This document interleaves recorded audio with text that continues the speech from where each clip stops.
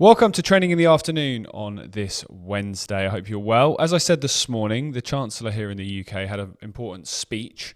That's what we were told. An important speech coming up at 12 o'clock today, where she was going to be talking about the government's spending plans leading up to the next election. So the different departments of the government, whether that be the Home Office, the Foreign Office, and so on, what budgets they would be given to spend in the coming years, the next 3 or so years leading up to the next election. Now, as always with these speeches, very little is actually a surprise as it's leaked out in the press in the days leading up, partly as we've spoken about this morning to garner public feedback and reaction to see what they can get away with. So nothing in this speech has come of a particular shock, but we're going to focus on the areas of increasing and the areas of decreasing in spending.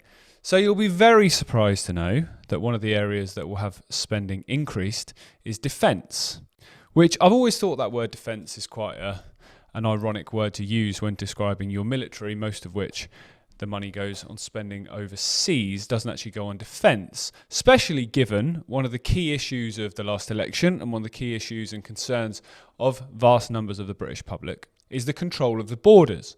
Now, surely, if anything qualifies as defence, it would be defence of your own land and defence of your own borders and security. Now, that is one area that seems to never get discussed when it comes to defence. That's considered a part of the Home Office rather than the defence, rather than the Foreign Office. Well, really they should come under the same umbrella, because if you're talking about defence, that is a situation where you're looking after yourself, you're looking after something. So in the case of a country, defence should be looking after your borders and looking after your nation. It should not involve spending money on overseas regime change wars, sending military aid to foreign countries to commit atrocities, whether that be Saudi Arabia in Yemen or whether that be Israel in Gaza or whether that be Ukraine. That really is what defence should be about. However, in the last few weeks and months, there's been talks about getting the UK ready for war with Russia. Now, we know that it's been long written about that World War III, East versus West, is the absolute end goal of this agenda. And we're seeing it play out more and more and more as rumblings geopolitically continue to increase, whether that be between Russia and Ukraine, Russia and NATO, China and Taiwan, Iran and the US, or the Muslim world and Israel. It's very clear to see there's lots of different potential triggers that could lead to that conflict exploding, that Franz Ferdinand moment, if you like, that kicked off the First World War. So, an increase in defence, and I use that very loosely, was to be expected because they've been talking about increasing the capabilities militarily of the UK, which is a polite way of saying increasing the abilities to kill people.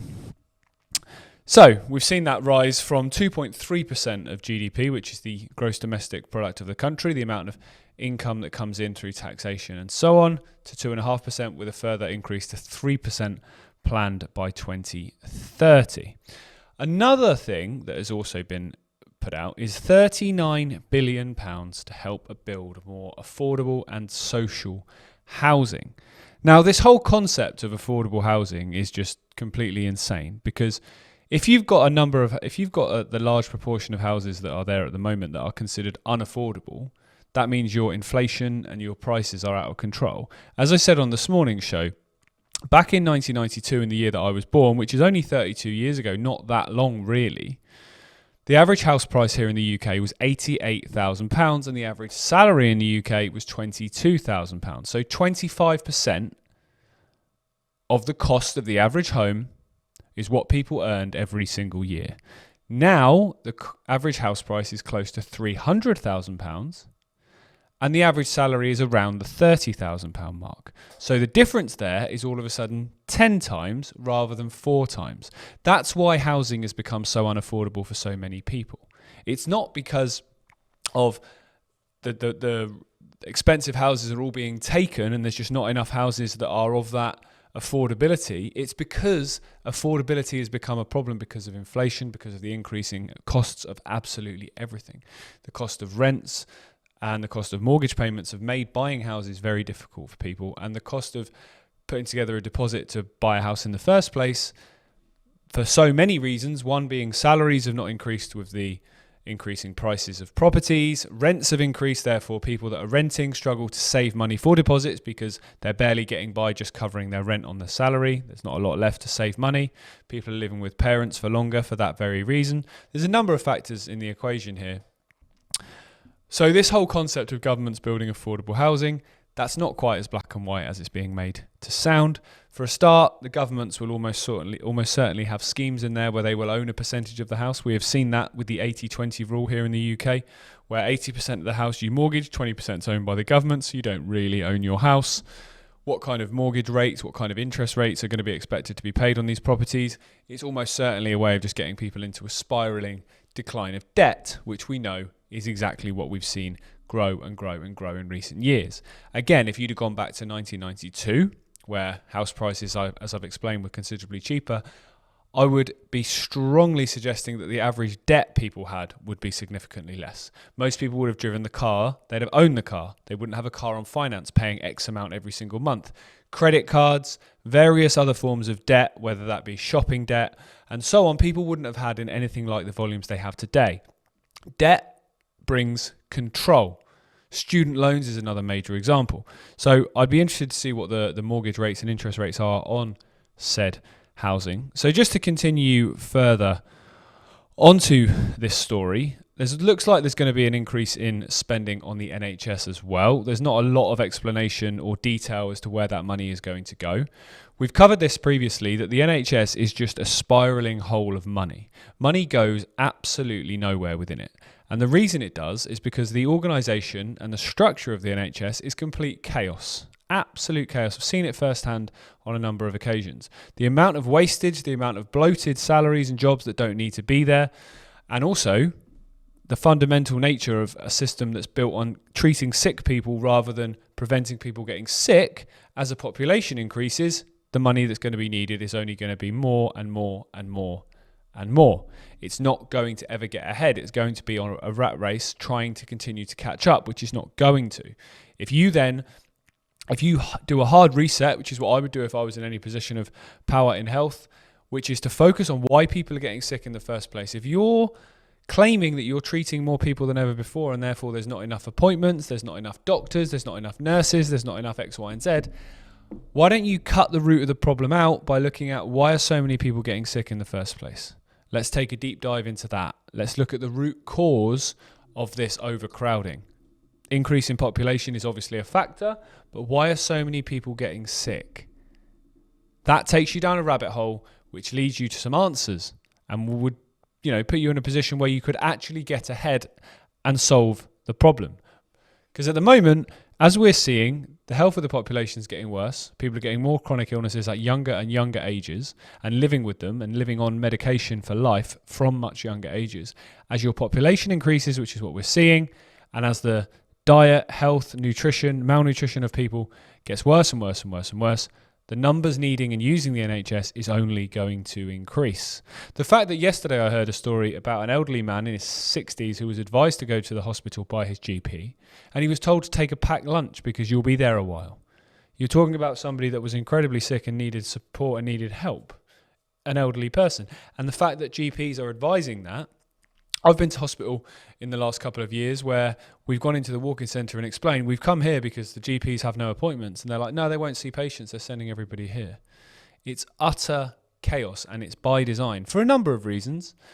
One is to try and make it a lot easier to bring in a private healthcare system, because if you make something so not fit for purpose that it causes problems and people have a number of concerns with it, all of a sudden they're much less likely to resist your alternative that you're selling all along, problem, reaction, solution. That's why we're seeing a number of stories about the NHS in recent weeks. The funding argument has always been there. We're also seeing a lot of examples of mistakes and malpractice, which is leading to the loss of life of people and children. So these stories are starting to make the public domain when they wouldn't have before. As Gareth has explained previously, the NHS has always been the golden calf of this country. You can never say anything bad about it when there's so many things that are bad about it. Fundamentally, it does not work. It is broken. So chucking more money at it is just chucking money into thin air for it to never be seen again, apart from by a very select few, probably the people behind the pharmaceutical industry. So apart from those three major ones, there's not really a lot to talk about when it comes to this bill. Obviously, the U-turn on winter fuel payments, which is going to lead to around 75% of people that didn't get it last year now getting it again. So that is a good thing, as we have mentioned. But the reason this spending review is important is because in the lead up to the last election, immigration was a huge topic of discussion, and the cost of living was a huge topic of discussion, both of which, under this new government that have been in close to a year now, haven't changed whatsoever. Immigration is out of control. Boats coming across the channel, particularly as we get towards the warmer months and the seas are calmer, is getting more and more insane. Thousands every single day. The cost of living is increasing as we've seen energy prices rise once again. The cost of the average weekly shop for a family of four is now close to £120. £600 nearly a month in a 5-week month. That's thousands every year. It's becoming unsustainable, and it already is unsustainable for so many. These things have not been addressed. Instead, when it comes to food, for example, there's been a tax on farmers and a tax on the agricultural industry, which we've covered a couple of times on Trending in the Morning. With the energy companies, we've seen a push for more green energy, which is not green in any way, shape or form, but that's only going to lead to energy prices rising. We've seen the closing down of coal plants here in the UK, including one up the road, Ratcliffe-on-Soar, near us here in Derby. So it's very clear that the issues that people actually want addressing are being ignored. And that's politicians for you. They're not there to help you. They're there to further an agenda. So, I'm talking to the choir here. You guys obviously are fully aware of that. That's why you're watching programs like this. But I think it's very important to just highlight that in these reviews, these budgets that we see every few months, they're slapping you in the face like never before. At least previously, they would have had to pay lip service to the concerns of people. Now, they just simply don't care.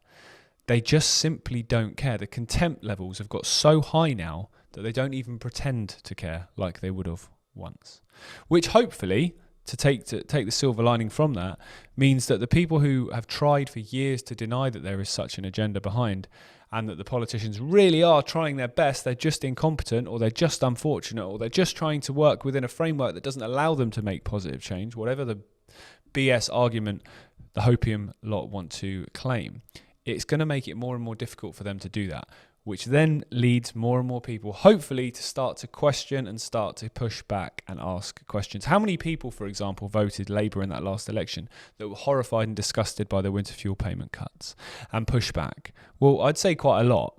And that is why they probably got overturned, because the fault lines of divide and rule, of right, of left, were gone. Because whether you voted for that or whether you didn't, elderly people were struggling across every area of the country. So as a result, people came together.